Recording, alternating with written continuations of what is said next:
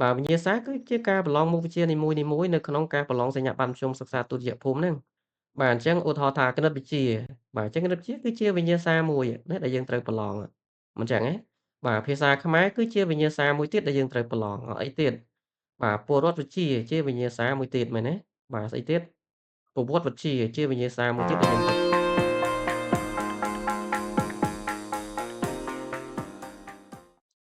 សួស្តីបងប្អូនអ្នកសិក្សាគណិតវិទ្យាទាំងអស់គ្នាបាទសូមស្វាគមន៍មកកាន់ឆានែលរបស់ខ្ញុំសាជាថ្មី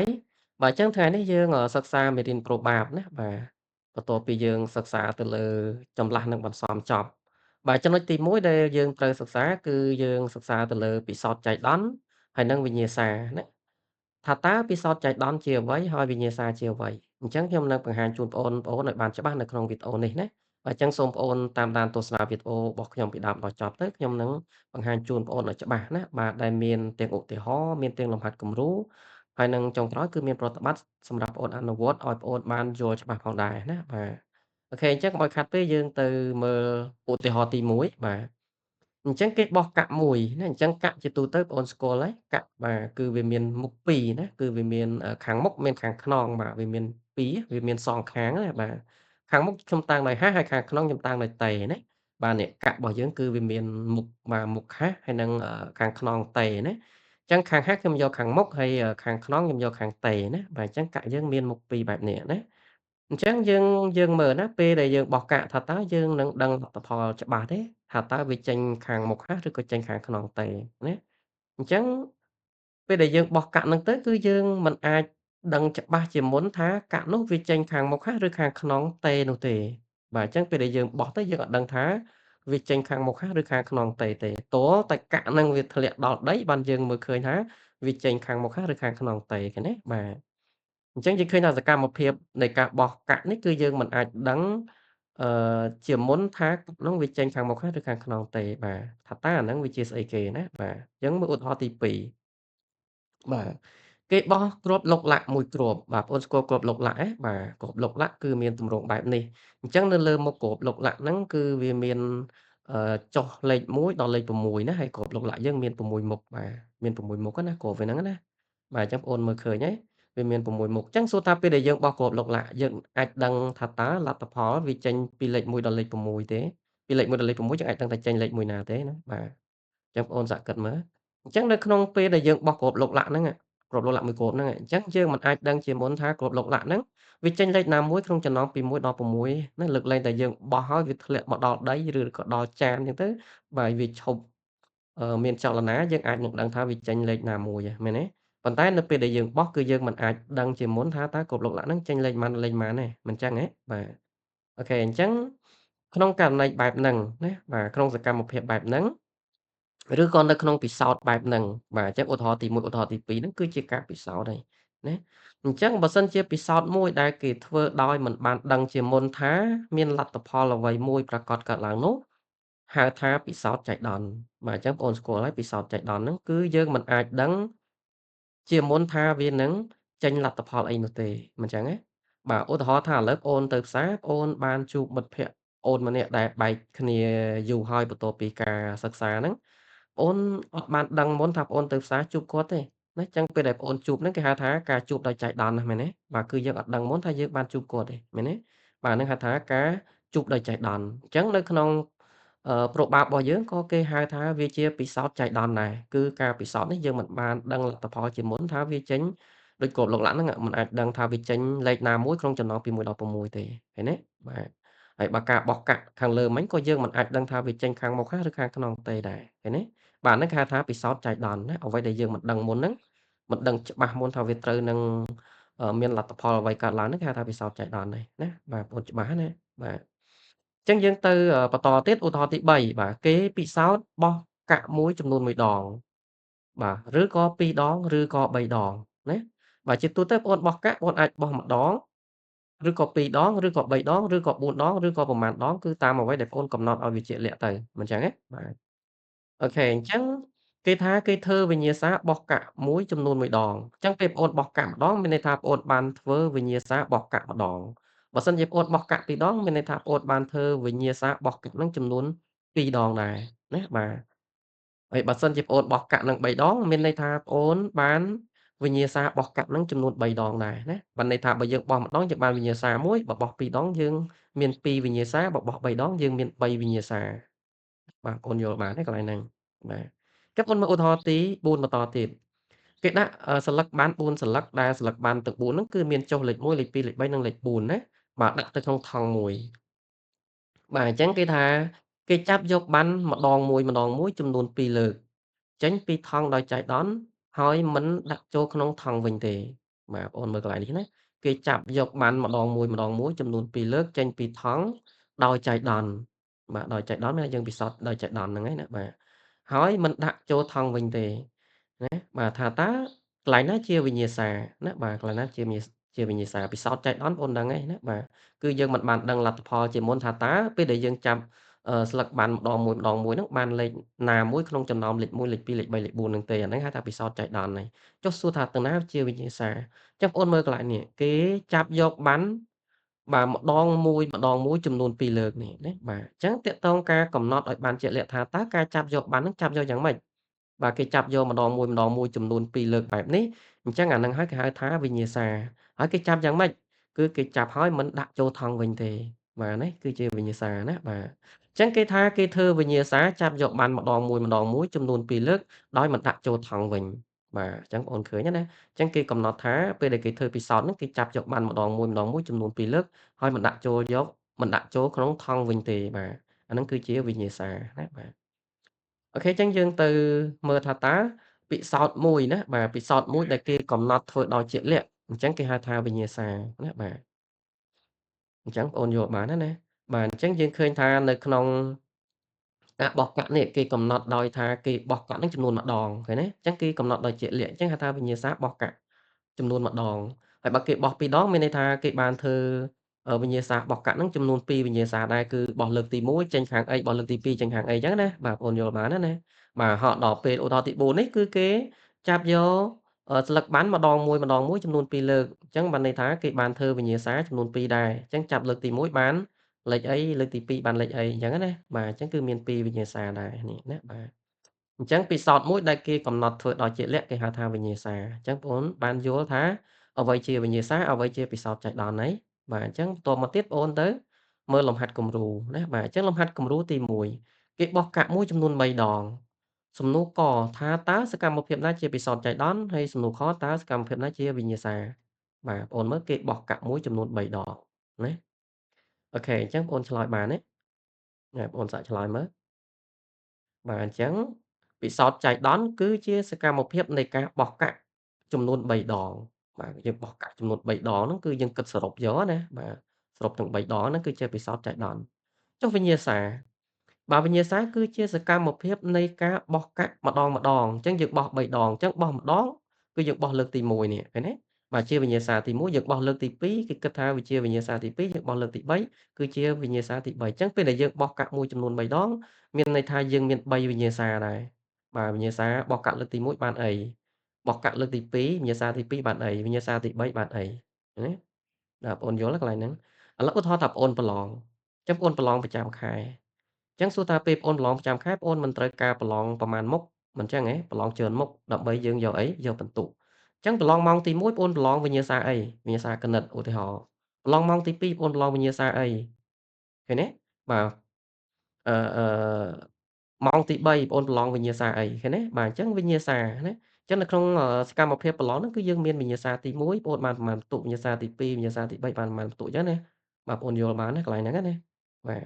ហើយដល់ពេលពិសោធន៍ហ្នឹងគឺការធ្វើតេស្តហ្នឹងហើយបាទការធ្វើតេស្តរបស់ប្អូនក្នុងការប្រឡងហ្នឹងគឺជាការពិសោធន៍ចៃដន្យណាចុះវិញ្ញាសាគឺវិញ្ញាសាដែលប្អូនប្រឡងតាមម៉ោងនីមួយៗដែលសាលាគេកំណត់ឬក៏យើងហៅថាកាលវិភាគប្រឡងនោះ ណាបាទបងប្អូនយល់បានណាកន្លែងហ្នឹងណាបាទអញ្ចឹងមើលលំហាត់គំរូទី2ណាបាទអូខេអញ្ចឹងមុននឹងចូលទៅលំហាត់គំរូទី2នេះសម្រាប់បងប្អូនថ្មីៗបាទដែលមិនទាន់បាន Subscribe Channel របស់ខ្ញុំបាទបងប្អូនកុំភ្លេចបាទ Subscribe Channel ខ្ញុំម្នាក់មួយផងណាហើយចុចរូបកណ្ដឹងទៅដើម្បីបងប្អូនទទួលបានវីដេអូរបស់ខ្ញុំថ្មីៗមុនគេណាបាទហើយបើបងប្អូនយល់ថាវីដេអូនេះល្អទេបាទបងប្អូនអាចចែករំលែកវីដេអូនេះទៅមិត្តភក្តិរបស់បងប្អូនឲ្យគាត់បានសិក្សាផងណាបាទដើម្បីយើងត្រៀមប្រឡងបាក់ឌុបនៅពេលខាងមុខណា ហើយបងប្អូនដឹងហើយប្រឡងបាក់ឌុបរបស់យើងគឺប្របាបនេះចេញអត់ដែលចោលទេជារៀងរាល់ឆ្នាំណាបាទ ចឹងសូមប្អូនជួយចែករំលែកវីដេអូនេះហើយក៏ប្អូនខ្លួនឯងហ្នឹងក៏ប្រឹងសិក្សាអឺផងដែរណាបាទដើម្បីឲ្យបានពិន្ទុព្រួបបាបនេះបានពេញណាបាទអូខេអញ្ចឹងមើលណាបាទលំហាត់គំរូទី2របស់យើងបាទក្នុងថង់មួយមានបាល់ពណ៌ស2បាទនិងបាល់ពណ៌ខ្មៅ3បាទបាល់ពណ៌ស2និងបាល់ពណ៌ខ្មៅ3បាទនេះគេប្រាប់យើងអញ្ចឹងណានៅក្នុងថង់ហ្នឹងបាទគេចាប់យកបាល់ម្ដងមួយគ្រាប់ចំនួន4ដងដោយដាក់ចូលថង់វិញបាទបងប្អូនឃើញទេគេចាប់យកបាល់ម្ដងមួយគ្រាប់ចំនួន4ដងដោយដាក់ចូលថង់វិញបាទអញ្ចឹងសមត្ថកម្មគេប្រាប់មកប៉ុណ្ណឹងចឹងសំណួរកគេសួរថាតើសកម្មភាពណាជាពិសោធន៍ចៃដន្យណាបាទហើយសំណួរខថាតើសកម្មភាពណាជាវិញ្ញាសាបាទអញ្ចឹងអូនសាកឆ្លើយខ្លួនឯងមើលបាទប្អូនបានឧទាហរណ៍ដែលខ្ញុំបង្ហាញខាងលើហើយនិងលំហាត់គំរូទី1មិញហើយបាទអញ្ចឹងចំណុចកពិសោធន៍ចៃដន្យគឺជាសកម្មភាពនៃការចាប់បាល់ទាំង4ដងបាទណាអញ្ចឹងសកម្មភាពនៃការចាប់បាល់ទាំង4ដងអាហ្នឹងគេហៅថាពិសោធន៍ចៃដន្យហើយបាទគឺមានន័យថាយើងពិសោធន៍ចាប់បាល់ចំនួន4ដងចុះវិញ្ញាសាបាទវិញ្ញាសាបាទវិញ្ញាសាគឺជាសកម្មភាពនៃការចាប់បាល់ម្ដងហ្នឹងបាទអញ្ចឹងចាប់លើកទី1ហ្នឹង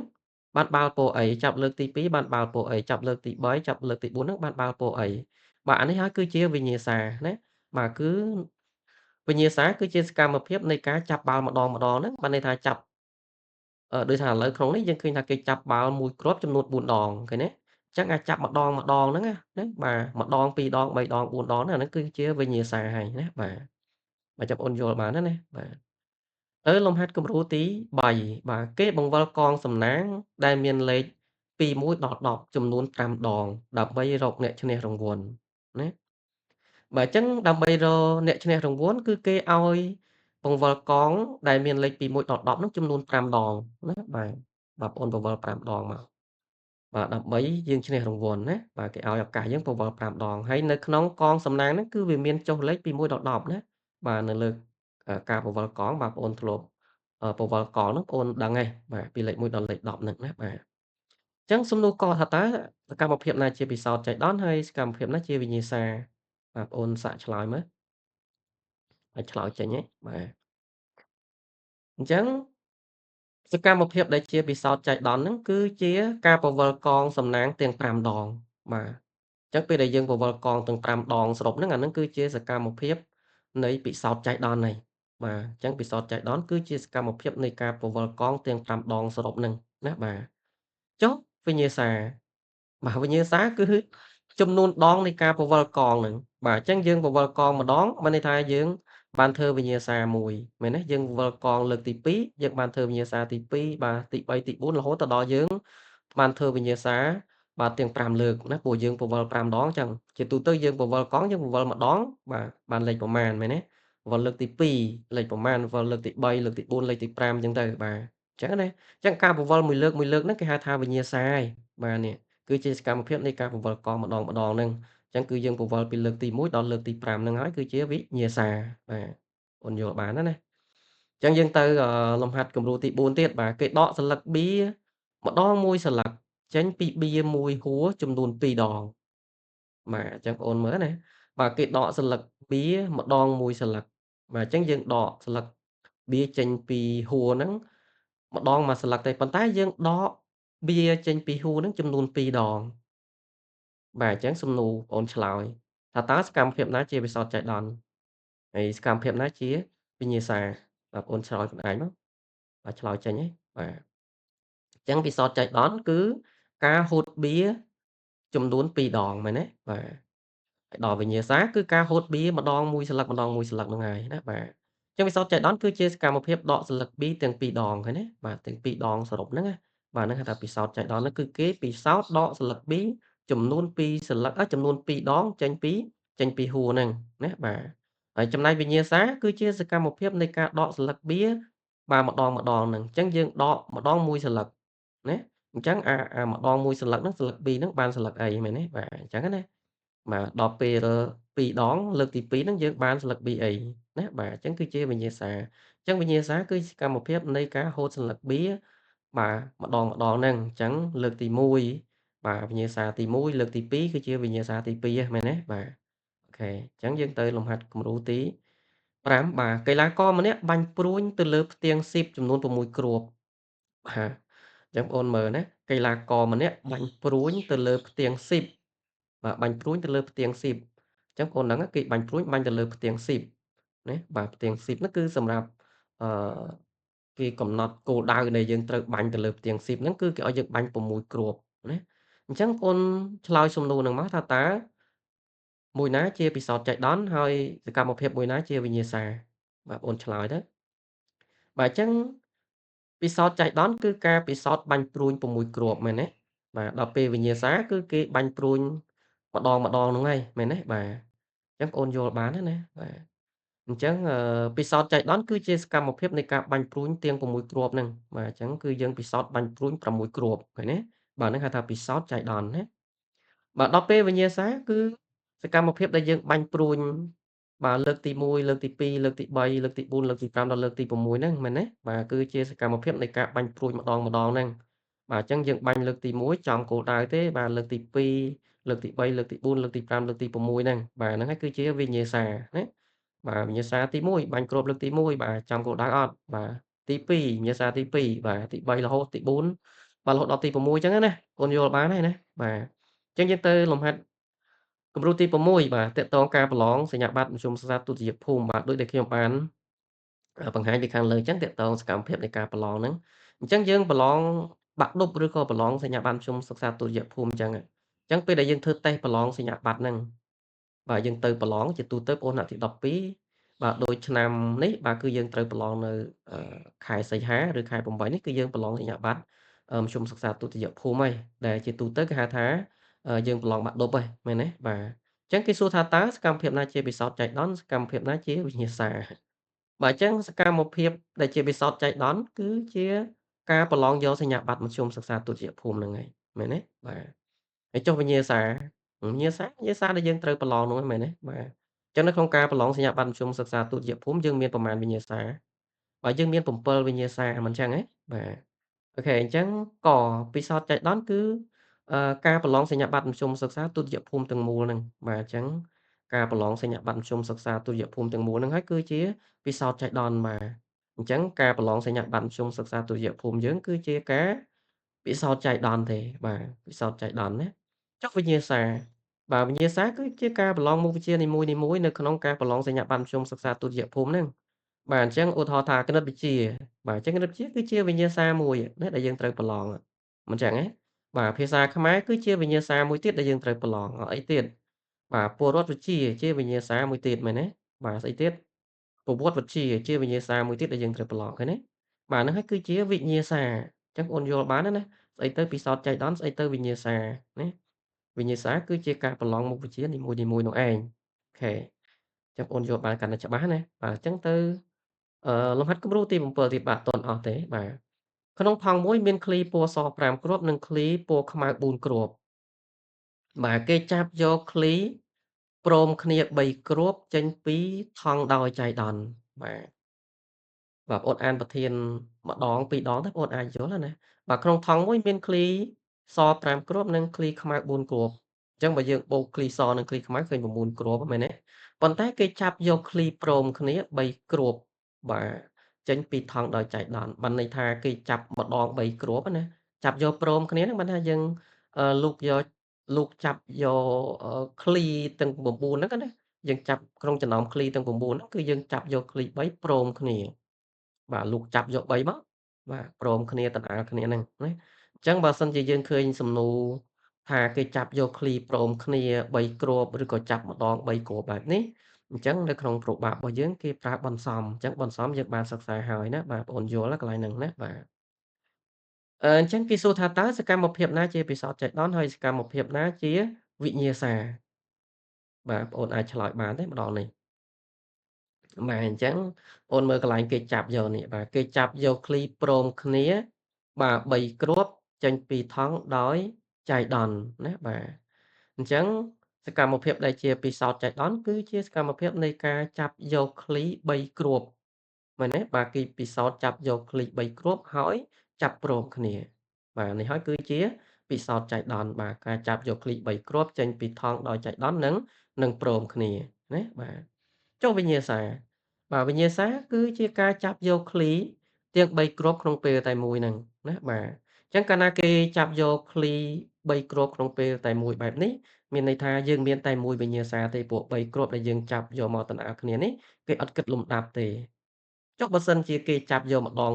មួយចំនួន3ដងមានន័យថាយើងមាន3វិញ្ញាសាមែនទេបាទចាំបងអូនយល់បានណាកន្លែងហ្នឹងណាដោយសារតែគេចាប់យកឃ្លី3គ្រាប់ក្នុងពេលតែមួយអញ្ចឹងបើចាប់យក3គ្រាប់ក្នុងពេលតែមួយអញ្ចឹងឃ្លីទាំង3ហ្នឹងគេគិតតែមួយវិញ្ញាសាទេណាបាទបងអូនយល់បានណាតែបើគេចាប់យកម្ដងមួយចំនួន3ដងបាទអញ្ចឹងយើងមាន3វិញ្ញាសាដែរណាបាទមិនមែនមួយវិញ្ញាសាទេអញ្ចឹងវិញ្ញាសាគឺជាការចាប់យកឃ្លីទាំង3គ្រាប់ក្នុងពេលតែមួយគេគិតមួយវិញ្ញាសាណាបាទ អូខេអញ្ចឹងយើងទៅចំណុចបន្ទាប់ទៀតគឺដល់ប្រតិបត្តិហើយបាទអញ្ចឹងប្រតិបត្តិនេះប្អូនត្រូវឆ្លើយដោយខ្លួនឯងហើយបាទប្អូនមើលឧទាហរណ៍មើលលំហាត់គំរូរបស់ខ្ញុំឲ្យបានច្បាស់ទៅថាតើអ្វីជាសកម្មភាពពិសោធន៍ចៃដន្យហើយសកម្មភាពដែលជាវិញ្ញាសាហ្នឹងវាមានលក្ខណៈយ៉ាងម៉េចបាទប្អូនអាចឆ្លើយបានដោយខ្លួនឯងហើយណាបាទអញ្ចឹងលំហាត់គំរូទី1ក្នុងម៉ោងពិសោធន៍វិទ្យាសាស្ត្របាទប្អូនរៀនវិទ្យាសាស្ត្រយើងមានពិសោធន៍ហើយបាទសិស្សម្នាក់បានបន្តក់ទឹកថ្នាំពណ៌ទៅក្នុងកែវទឹកចំនួន3ដង បាទអញ្ចឹងពេលដែលយើងអឺបតក់ថ្នាំពណ៌ទៅក្នុងកែវទឹកអញ្ចឹងប្រាកដជាវាចេញទៅជាពណ៌អីផ្សេងៗអញ្ចឹងទៅណាបាទដើម្បីសង្កេតមើលរូបរាងនៃការរលាយពណ៌ហ្នឹងណាបាទទៅក្នុងទឹកហ្នឹងអញ្ចឹងក៏ថាតើសកម្មភាពណាជាពិសោធន៍ចៃដន្យសកម្មភាពណាជាវិញ្ញាសាបាទអញ្ចឹងសកម្មភាពដែលជាពិសោធន៍ចៃដន្យគឺការបតក់ថ្នាំពណ៌ទៅក្នុងកែវទឹកបាទទាំង3ដងណាដល់ពេលវិញ្ញាសាគឺជាសកម្មភាពនៃការបតក់ទឹកថ្នាំ បាទម្ដងហ្នឹងអញ្ចឹងផ្តក់ម្ដងពណ៌យ៉ាងម៉េចផ្តក់2ដងពណ៌វាយ៉ាងម៉េចផ្តក់3ដងពណ៌យ៉ាងម៉េចបាទនោះគឺជាវិញ្ញាសាណាបងប្អូនចេះហើយណាបាទអញ្ចឹងប្រតិបត្តិទី2បាទអ្នកចាំទីម្នាក់បាទអ្នកចាំទីគឺបាទចាំទីម្នាក់គឺជាអ្នកដែលគេហៅថាអ្នកចាំកូនហ្នឹងណាបាទអ្នកចាំទីបាល់ទាត់បាទបានលោតសង្គ្រោះបាល់បាទពីការទាត់បញ្ចូលទីចំនួន10គ្រាប់បាទអញ្ចឹងអ្នកចាំទីម្នាក់ហ្នឹងគឺហ្វឹកហាត់លោតសង្គ្រោះ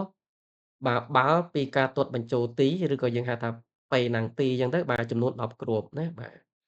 គេសួរថាតើសកម្មភាពណាជាបិសោធន៍ចៃដន្យហើយសកម្មភាពណាជាវិញ្ញាសាបាទអញ្ចឹងសកម្មភាពដែលជាបិសោធន៍ចៃដន្យគឺ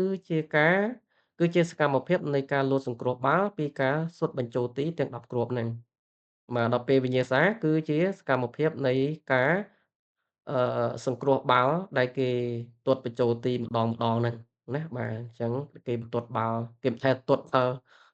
ចូលទីម្ដងទាំង10គ្រាប់ទេមែនទេបាទគេទាត់តែម្ដងបាល់មួយឯងមិនចឹងទេបាទអញ្ចឹងវិញ្ញាសា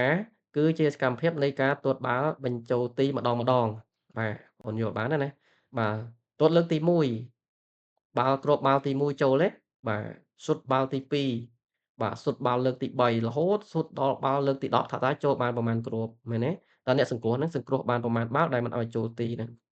ណាបងយល់នេះគឺជាវិញ្ញាសាណាបាទ បាទអញ្ចឹងប្រតិបត្តិទី3គេចុចតេឡេបញ្ជាបាទចុចតេឡេបាទជាទូទៅបងអូនដឹងហើយទូទាស់គឺយើងមានតេឡេដើម្បីយើងចុចបញ្ជាយើងមិនចាំបាច់ទៅចុចនឹងដៃផ្ទាល់ទេបាទយើងឈរពីចម្ងាយបញ្ជាទូទាស់ហ្នឹងណាបាទចំនួន4ដងណារហូតទាល់ដល់បានប៉ុស្តិ៍ដែលយើងចង់មើលបាទបងអូនចុចទៅចុច4ដងទៅបាទចុចរហូតដើម្បីបានប៉ុស្តិ៍ដែលយើងចង់មើលអញ្ចឹងគេសួរថាតើសកម្មភាពណាជាពិសោធន៍ចៃដន្យសកម្មភាពណាជាវិញ្ញាសាមែនទេ បាទអញ្ចឹងពិសោធន៍ចៃដន្យគឺសកម្មភាពនៃការចុចតេឡេបជាដើម្បីប្រព័ន្ធទូទាស់ទាំង4ដងហ្នឹងណាហើយសកម្មភាពដែលជាវិញ្ញាសាគឺសកម្មភាពដែលយើងចុចបញ្ជាម្ដងហ្នឹងបាទលើកទី1លើកទី2លើកទី3លើកទី4ហ្នឹងបានប៉ុស្តិ៍អីដែលយើងចង់មើលហ្នឹងណាបាទហើយប្រតិបត្តិទី4បាទម្ចាស់ហាងលក់ផ្លែឈើម្នាក់ចាប់យកផ្លែប៉ោមម្ដងមួយផ្លែចាប់ផ្លែប៉ោមម្ដងមួយផ្លែចំនួន5ថ្ងៃបាទចេញពីកេសដើម្បីពិនិត្យមើលគុណភាពបាទអញ្ចឹងម្ចាស់ហាងហ្នឹងគាត់លក់ផ្លែឈើប៉ុន្តែគាត់លក់ផ្លែប៉ោមហើយគាត់ចាប់យកម្ដងមួយផ្លែណាបាទចំនួន5ថ្ងៃបាទចំនួន5ថ្ងៃយកចេញពីកេសហ្នឹងដើម្បីពិនិត្យមើលគុណភាពអាណាគុណភាពល្អយើងដាក់លក់ទៅមិនអញ្ចឹងណាបាទគុណភាពណាមិនល្អគឺយើងអាចយកចេញឬក៏យើងលក់ដោយតម្លៃពិសេសណាមួយទៅបាទនេះគឺបច្ចេកទេសរបស់អ្នកលក់ណាខ្ញុំមិនសូវដឹងប៉ុន្មានទេបាទអញ្ចឹងគេសួរថាតើសកម្មភាពណាជាពិសោធន៍ចៃដន្យហើយសកម្មភាពណាជាវិញ្ញាសាបាទអញ្ចឹងកូនឆ្លើយទៅបាទអញ្ចឹងសកម្មភាពដែលជាវិសោធន៍ចៃដន្យគឺសកម្មភាពនៃការអីបាទនៃការយកផ្លែប៉ោម ចំនួន5ថ្ងៃចេញពីកេសមែនទេ? បាទ អញ្ចឹងគឺគេពិសោធន៍យកផ្លែប៉ោម បាទ ចំនួន5ថ្ងៃចេញពីកេសហ្នឹងណា ដល់ពេលសកម្មភាពជាវិញ្ញាសា គឺសកម្មភាពនៃការចាប់យកផ្លែប៉ោមម្ដងមួយផ្លែៗហ្នឹងណា បាទ អញ្ចឹងបងអូនឆ្លើយតាមហ្នឹងទៅណា បាទ អឺ ទី5 បាទ គេបោះកាក់ គេបោះគ្រាប់ឡុកឡាក់ពីរគ្រាប់ព្រមគ្នាចំនួន3ដង បាទ គេបោះគ្រាប់ឡុកឡាក់ពីរគ្រាប់ព្រមគ្នាចំនួន3ដង បាទ អញ្ចឹងគ្រាប់ឡុកឡាក់នេះគេមិនមែនបោះ1 គេបោះ2 ប៉ុន្តែគេបោះព្រមគ្នា គេបោះដណាលគ្នាហ្នឹងណា បាទ ចំនួន3ដង ក ថាតើសកម្មភាពណាជាបិសោធន៍ចៃដន្យ ខ សកម្មភាពណាជាវិញ្ញាសា មែនទេ? បាទ អូនឆ្លើយខ្លួនឯងមក សាកឆ្លើយខ្លួនឯងមកឆ្លើយចេញអត់? បាទ អញ្ចឹងសកម្មភាពដែលជាបិសោធន៍ចៃដន្យ គឺជាសកម្មភាពនៃការបោះគ្រាប់ឡុកឡាក់ បាទព្រមគ្នា បាទទាំង3ដងហ្នឹងហើយ ហើយដល់ពេលសកម្មភាពជាវិញ្ញាសា គឺជាសកម្មភាពនៃការបោះគ្រាប់ ឡុកឡាក់ម្ដងៗហ្នឹងហើយណា អញ្ចឹងបោះដងបានលទ្ធផលយ៉ាងម៉េច យ៉ាងដូចម្ដេច បោះលើកទី 2 ហើយបោះលើកទី 3 ហ្នឹងបានលទ្ធផលយ៉ាងដូចម្ដេច អញ្ចឹងណា បាទ អញ្ចឹងសកម្មភាពដែលជាវិញ្ញាសា គឺសកម្មភាពនៃការបោះគ្រាប់ ឡុកឡាក់ទាំងពីរគ្រាប់ព្រមគ្នាម្ដងៗ បាទបងអូនឆ្លើយអញ្ចឹងទៅ បាទ ដល់ពេលប្រតិបត្តិទី 6 បាទ គេមានបៀ5សន្លឹក គេមានបៀ5សន្លឹក ហើយនៅលើស្លឹកបៀហ្នឹងគឺមានបៀលេខ 1, លេខ 2, លេខ 3, លេខ 4 និងលេខ 5 មែនទេ? បាទ គេធ្វើពិសោធន៍ 2 ខុសគ្នាដូចខាងក្រោម បាទ គេធ្វើពិសោធន៍ 2 ខុសគ្នាដូចខាងក្រោម ពិសោធន៍ ក ចាប់យកបៀ2សន្លឹកព្រមគ្នា បាទ ចាប់យកបៀ2សន្លឹកព្រមគ្នា ពិសោធន៍ ខ ចាប់យកបៀ1សន្លឹក រួចកត់ត្រាលេខ ហើយដាក់ចូលវិញ ទើបចាប់យកបៀ1សន្លឹកទៀត បាទគឺចាប់2សន្លឹកដូចគ្នា គ្រាន់តែថាពិសោធន៍ទី 1 យើងចាប់យកបៀ2សន្លឹកព្រមគ្នាតែម្ដងណា បាទ ហើយពិសោធន៍ ខ នេះគឺយើងចាប់យកម្ដងមួយទេ បាទ បានលេខប៉ុន្មានយើងកត់ត្រាលេខទុកទៅ ហើយយើងដាក់ចូលវិញ ដើម្បីចាប់យក1សន្លឹកទៀតណា បាទ គឺយើង ចាប់យកបៀ2សន្លឹកដូចគ្នាណា អូខេ អញ្ចឹងសំណួរគេ បាទមើលសំណួរគេ សំណួរ ក ណា បាទក្នុងពិសោធន៍ទាំងពីរ ថាតើសកម្មភាពណាជាវិញ្ញាសា បាទពិសោធន៍គេបានប្រាប់ហើយ អញ្ចឹងគេអត់មានសួររកពិសោធន៍អីទៀតទេ បាទ គេបានពិសោធន៍ ក ពិសោធន៍ ខ មានពិសោធន៍ 2 ហើយមែនទេ? បាទ អញ្ចឹងពិសោធន៍សុទ្ធតែជាពិសោធន៍ចៃដន្យនេះណា បាទ អញ្ចឹងគេសួរថាតើក្នុងពិសោធន៍ទាំងពីរហ្នឹង ថាតើសកម្មភាពណាជាវិញ្ញាសា អូនឆ្លើយបានទេ? បាទ អញ្ចឹងសកម្មភាពជាវិញ្ញាសា គឺបើនិយាយពីពិសោធន៍ ក គឺ អឺ ការហូតយកសន្លឹកបៀ បាទព្រមគ្នាម្ដង2សន្លឹកនោះហើយណា បាទដល់ពេល អឺ ពិសោធន៍ ខ គឺវិញ្ញាសា គឺជាសកម្មភាពនៃការហូតយកសន្លឹកបៀ បាទម្ដងៗនោះ បាទហូតយកម្ដងបានស្លឹកបៀអី បាទគេកត់ត្រាទុកដាក់ចូលវិញមែនទេ? បាទហូតយកលើកទី 2 ទៀតមែនទេ? បាទអូនឆ្លើយបានហើយណា ហើយសំណួរ ខ គេប្រៀបធៀបចំនួនលទ្ធផលដែលកើតឡើងនៃពិសោធន៍ទាំងពីរ បាទអញ្ចឹងយើងឃើញថានៅក្នុងពិសោធន៍ ក គេចាប់យកបៀ2ព្រមគ្នាក្នុងពេលតែមួយ អញ្ចឹង ចំនួនលទ្ធផលដែលកើតឡើង គឺយើងប្រើបន្សំនៃ បាទ2ធាតុយកចេញពី ពី5ធាតុណា បាទប្អូនគេនេះទៅឃើញហើយ បាទប្អូនបានរៀនបន្សំប្អូនដឹងហើយ តែបើសិនជាប្អូនមិនទាន់បានរៀនបន្សំទេ បាទប្អូនអាចទៅមើល វីដេអូខ្ញុំណា បាទគឺទាក់ទង បន្សំនោះណា បាទគឺខ្ញុំមានធ្វើវីដេអូហើយណា បាទ ហើយចំណែក ពិសោធន៍ ខ គឺគេចាប់យកបៀម្ដងមួយ បាទកត់លេខទុកដាក់ចូលក្នុងថង់វិញ ហើយចាប់យកម្ដងទៀត បាទនេះពិសោធន៍នេះគឺជាចម្លាស់ច្រំដែល បាទយើងប្រើចម្លាស់ច្រំដែល ដោយសារតែយើងចាប់ ហើយយើងកត់ត្រាលេខវាទុក ហើយយើងដាក់ចូលទៅក្នុងថង់ដើម្បីចាប់ បាទចាប់លើកទី 2 ទៀត អញ្ចឹងអានេះគឺយើងបានលទ្ធផលច្រំដែលហើយ អញ្ចឹងយើងប្រើចម្លាស់ច្រំដែលនៃ អឺ 5ធាតុ យកម្ដង2ធាតុហ្នឹងណា បាទ ឬក៏យើងហៅថាចម្លាស់ច្រំដែលនៃ2ធាតុយកចេញពី5ធាតុក៏បានដែរ បាទ ណាអញ្ចឹងគឺ 5/2 ទៅ បាទគឺយើងឃើញថាលទ្ធផលនៅក្នុងសំណួរ នៅក្នុងពិសោធន៍ ខ ហ្នឹងលទ្ធផលរបស់វាគឺ5ការ៉េណា បាទ អញ្ចឹង5ការ៉េ 25 ហ្នឹងណា បាទអញ្ចឹងប្អូនធ្វើការប្រៀបធៀបទៅលទ្ធផលណាច្រើនជាង លទ្ធផលណាតិចជាង អញ្ចឹងការប្រៀបធៀបគឺចង់ឲ្យប្អូនកំណត់ថាតើវាលទ្ធផលនៅក្នុងពិសោធន៍ណាវាតិចជាង ឬក៏ច្រើនជាងអញ្ចឹងណា បាទ បាទប្រៀបធៀបគឺយើងប្រើសញ្ញាធំទួច ឬក៏ស្មើអញ្ចឹងណា បាទ ហើយ គ តើពិសោធន៍មួយណាដែលលំដាប់នៃលទ្ធផលមិនសំខាន់? អញ្ចឹងបងអាចឆ្លើយបានទេ អញ្ចឹងកាលណាការចាប់យកនៅក្នុងពិសោធន៍ ក នោះយើងឃើញថាគេចាប់យក ស្លឹកបៀ2ព្រមគ្នា អញ្ចឹងគឺលំដាប់មិនសំខាន់ទេ ប៉ុន្តែនៅក្នុង ពិសោធន៍ ខ គឺគេចាប់យកម្ដងមួយសន្លឹកឃើញទេ បាទអញ្ចឹង លំដាប់គឺសំខាន់នៅក្នុងពិសោធន៍ខតែពិសោធន៍កគឺលំដាប់មិនសំខាន់ទេបាទដោយសារតែគេពិសោធន៍ទាំងពីរនេះគឺមានទម្រង់ខុសគ្នាណាបាទអូខេចឹងវីដេអូហ្នឹងចប់ហើយណាបាទហើយលោកគ្រូសូមថ្លែងអំណរគុណបាទជាច្រើនដែលប្អូនបានចំណាយពេលវេលាទស្សនាវីដេអូរបស់ខ្ញុំពីដើមដល់ចប់ណាបាទហើយប្អូនដឹងហើយតាក់ទងស្អីទៅជាពិសោធន៍ចៃដន្យស្អីទៅវិញ្ញាសានោះណាបាទអូខេអញ្ចឹងជាចុងក្រោយលោកគ្រូជូនពរប្អូនជោគជ័យក្នុងការសិក្សាហើយនៅចុងឆ្នាំនេះ ប្រឡងជាប់បាក់ឌុបបាននីតិល្អទាំងអស់គ្នាផងដែរណាបាទអញ្ចឹងចាំជួបខ្ញុំនៅបាទវីដេអូថ្មីៗល្អៗពេលក្រោយជាបន្តទៀតណាបាទសូមអរគុណសូមជម្រាបលា